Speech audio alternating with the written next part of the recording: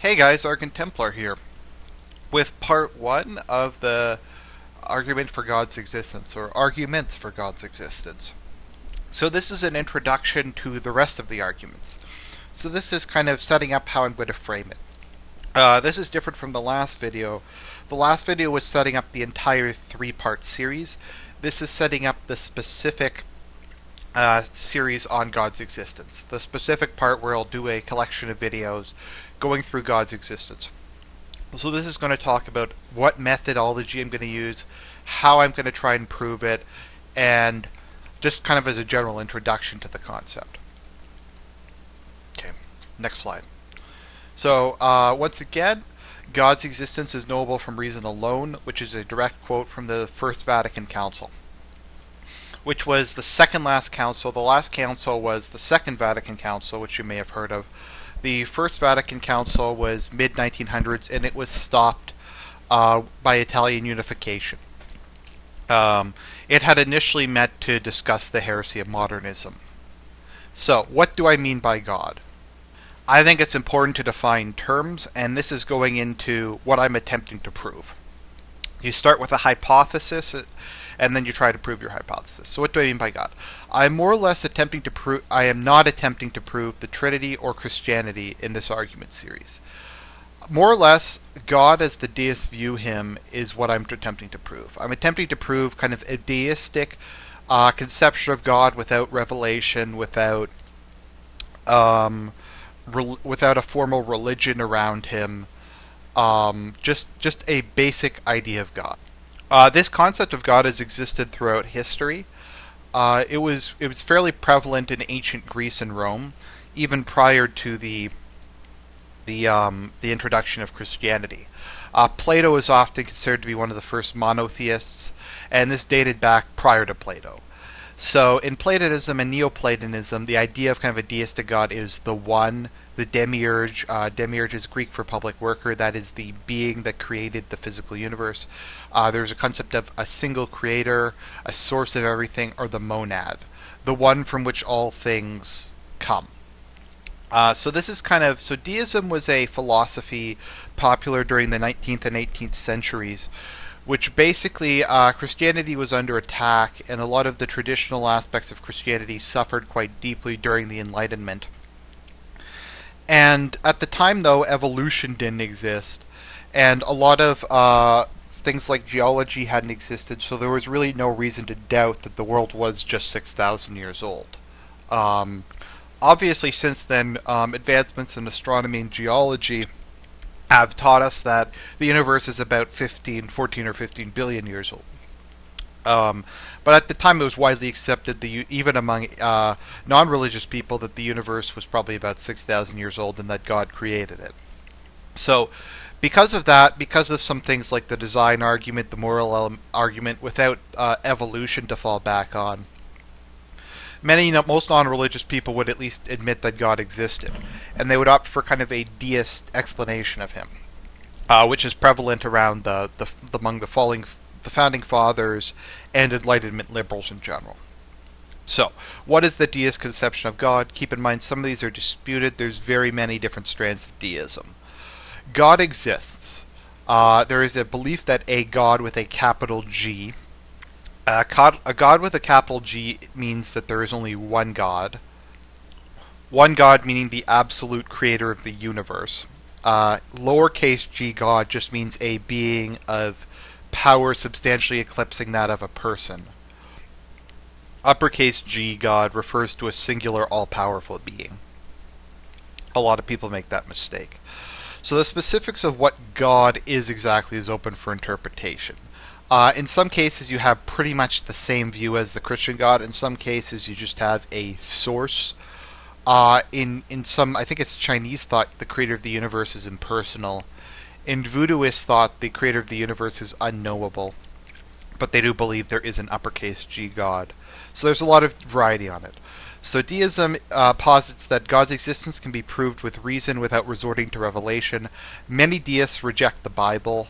Thomas Jefferson, who was a deist, made his own version of the Bible, which is which is called the Jefferson Bible, and he removed all the miracles and he just left Jesus' moral teachings, which he thought were good, intact, and many deists like the Bible for moral teachings. So it's the belief that God created the universe and designed it in such a way that allows life and humans to exist. How particular you want to get with this, I'm not sure. Some people think God created the universe and implemented the laws, and humans were not a direct result of his actions. Some deists posit that God is a blind watchmaker, that all he did was make the universe, and he maybe didn't really have any choice in the matter, and he didn't really know what he was doing. Generally speaking, particularly during the Enlightenment, deists posited that God gave humans reason, a soul, and a supreme moral law.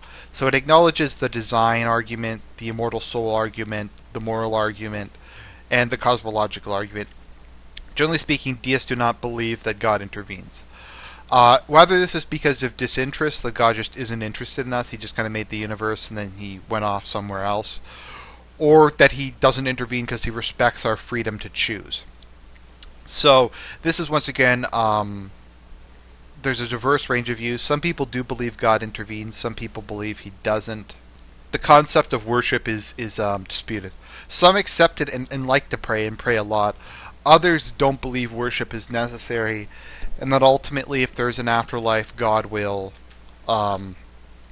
take care of it. It's not a human concern. So this is just a very basic idea of God, and we aren't going to get into the Bible or the Trinity or a lot of stuff that tends to complicate the argument.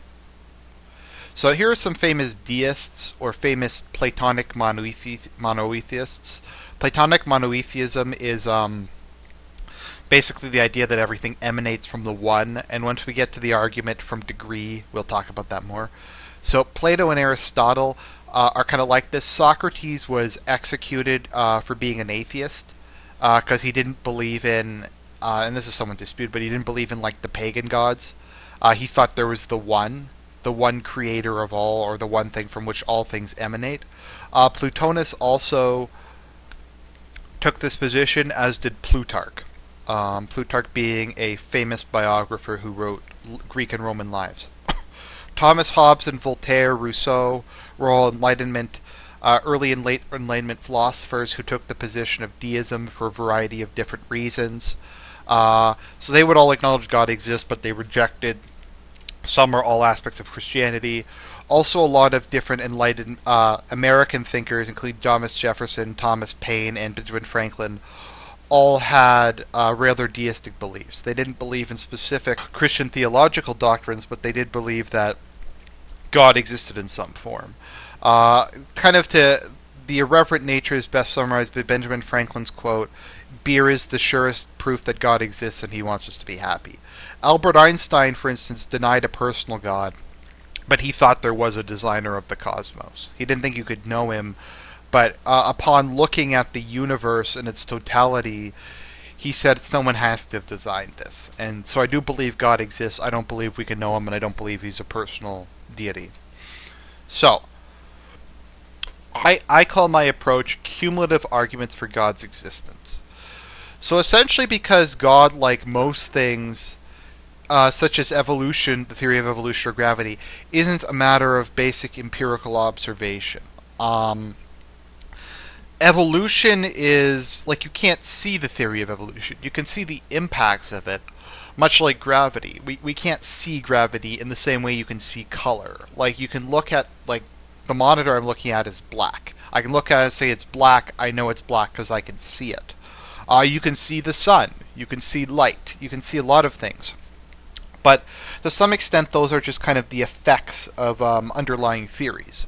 Like, we don't really understand how gravity works, but just because we don't understand how it works, we can still build airplanes, and airplanes will work. We can build spaceships.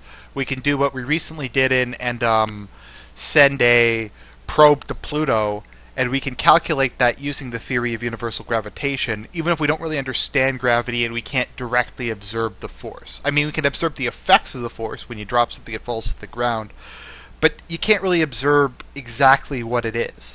But it still works. How a theory works is you propose a theory, and then you present evidence for it, and if the evidence is convincing enough, then people accept it. Evolution still has some issues with it, as Darwin posited it doesn't explain the origin of life, for instance. But that doesn't mean that the theory of evolution isn't accepted as true, despite the fact it may have a couple problems, because it is the best explanation. And some degree of uncertainty is always present in everything. Causation's very hard to prove. Like, you might give people antibiotics, and maybe one time out of 1,000 it's not the antibiotics that cures them, but it's some spurious variable. It's, I don't know, they just got better on their own in the antibiotics, or wholly broken down by their liver. That doesn't mean we don't rely on things, and that doesn't mean we don't believe in antibiotics. So, I will begin by trying to prove the most basic form of God, just God as a simple genesis of the universe, and I will gradually add attributes to him, each one building on another. So we'll start with the most basic version of God possible, and then gradually add stuff to it. So I will present a number of arguments, all of which can be used to argue for God's existence on their own. For instance, people have used just the moral argument, or just the design argument, or just the cosmological argument. But they can also all be added together. They all reinforce one another. And if you accept several of them, like if you accept cosmology and design, those two go really well together. And maybe each one would be like a 5% chance God exists, but if you accept both of them, then together they're like 20%. Or design and moral argument go well together. So, basically, I'm going to be presenting a bunch of arguments. They all can be used on their own, and they all mutually support each other, at least to some extent. Very likely no one argument will convince you. The idea is that they collectively will. So we're starting with a very basic idea. We're starting with very basic arguments, and we're gradually adding to it. We're gradually building an image of God. We're doing a series of arguments, all of which go together.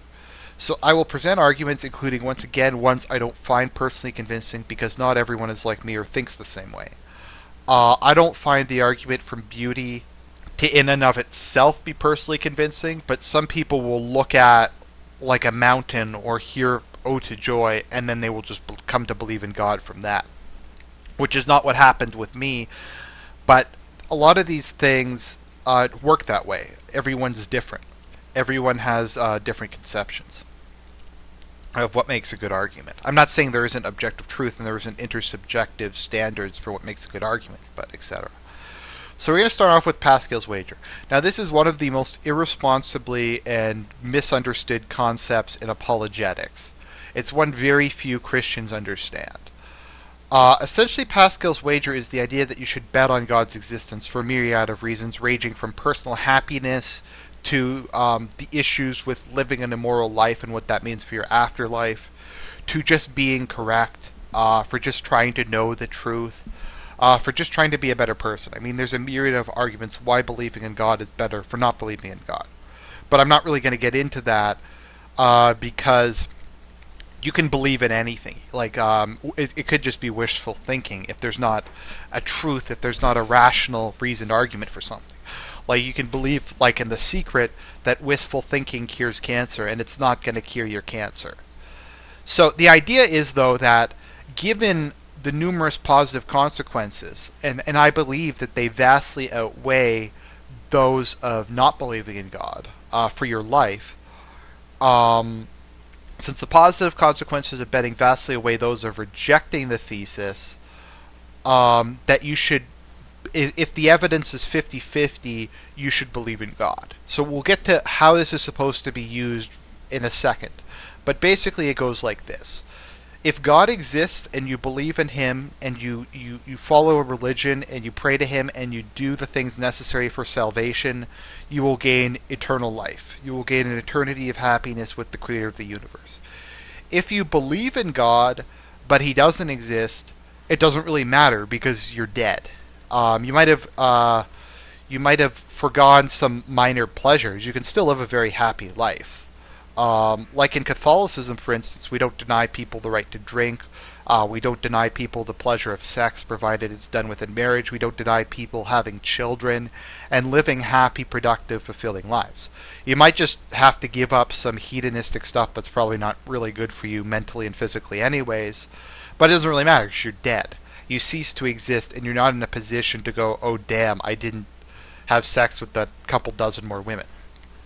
If you do not believe in God, but he does exist, then you have a possibility. Maybe you didn't have that moral compass in your life, and you lived a bad life, and then you go to hell, or you have to spend an extremely long time in purgatory in Catholic doctrine, and that's really bad. So you might have got to have sex with a couple women, but that doesn't matter because you're dead, and you have to spend eternity away from him. You have to spend an eternity away from happiness. Whereas if you do not believe in God and God does not exist, then you have finite gain. You might get to have sleep with a couple women, but who cares because you're dead anyways.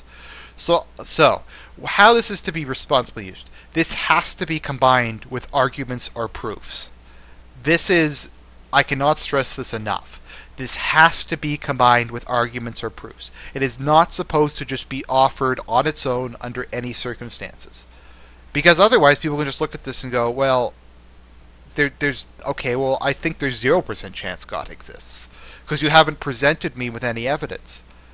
And they're right. If you just offer this, the old argument that Richard Dawkins uses, because he doesn't actually often debate people who are intelligent, is, well, what if you're wrong about, what about Thor? There's an infinite number of gods that you could choose from. And that's true. If you just use this argument on your own, you could not die in battle and not get to go to Valhalla and go to hell instead. You could not believe in Allah and spend eternity in the burning lake of metal or whatever it is. And that's a completely legitimate argument. The idea is, I will go through all the different arguments. First for God, then for Christianity, then for Catholicism, and then I will say, given all this evidence, how are you going to bet? What it really challenges you to say is you can't take a middle ground on this. You have to either believe in God or not believe in God. And the idea is, because such cosmic importance is at stake, how certain do you have to be? If there's a 51% chance of believing that God exists, and this is just kind of a number, people don't really think in terms of percentages, but what if you think there's a decent chance? What if you think God's plausible? Pascal's wager would say, well, if you think he's plausible, you should probably bet on him instead of betting on him not existing. It's not to say in the absence of evidence, it's if you think the concept's plausible, if you think it's likely. So, how certain do you have to be? What if you're 51% sure? What if you're 50% sure? Do you pick God or you pick not to believe in God? What about 33%? What about 20%? What about 1%? The idea is this is so important. If it's 1% and you think there's a vague possibility, you might want to just throw the dice in that direction. Once again, you may think there's a 1% chance that Catholicism's true and think all of the religions have a 0% chance of being true. So you might as well bet on Catholicism because it doesn't really matter if you're wrong in the ultimate run. So you might as well just bet. So let's put it all together. So the thought process might go a bit like this. You think the cosmological argument sounds possible or plausible, so you say, okay, that adds a bit of precedence. So maybe mentally on a scale of 0 that you think there's no evidence for God, and 100% you absolutely believe in God. Maybe the cosmological argument adds about 5. Maybe the moral argument is what gets your goat, and you really like it, and you say, well, that makes him significantly more likely. So we add 20%. But you think the beauty argument just isn't convincing at all, so that doesn't improve your likelihood of God existing. If it's a bad argument, it doesn't subtract points. If it's a bad argument, it just doesn't appeal to you. Unless it's an argument that's so bad and intellectually dishonest that it just alienates you. But I don't think any of the ones I'm going to make are that bad. Certain very vapid arguments for that alienate people. So given like this case, you would be at like 25% proof that God exists, which is pretty high.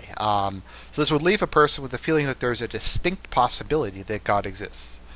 So then you go, okay, is 25% enough to bet? Which way did you bet at 25%?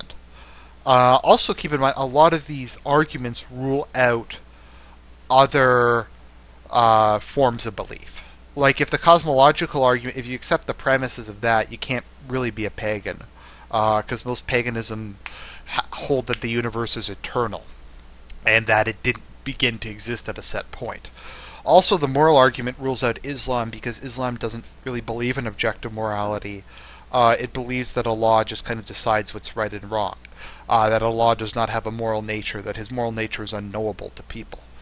So if you accept these arguments, and we'll get into this with Christianity, if you accept kind of the classical deist conception of God, it really leaves the only real conception of him open in the direction of Christianity. But we'll get to that. The point I'm trying to make is the arguments I'm going to present are for a fairly straightforward view of God that exclude a lot of alternative cosmologies and alternative ways of looking at the universe, and I'll go into some of those as we go. So the question is, at this point, how are you going to wager? At the end of this series, you will have a decision to make. Do you bet on God, or do you bet on not God? You can't really take a middle ground, because it's a matter of the utmost cosmic importance. So, okay, that's not really that important. I'll try to remember to include that in the video. So that's the introduction, that's how the argument's going to go. This is Argent Templar, signing out.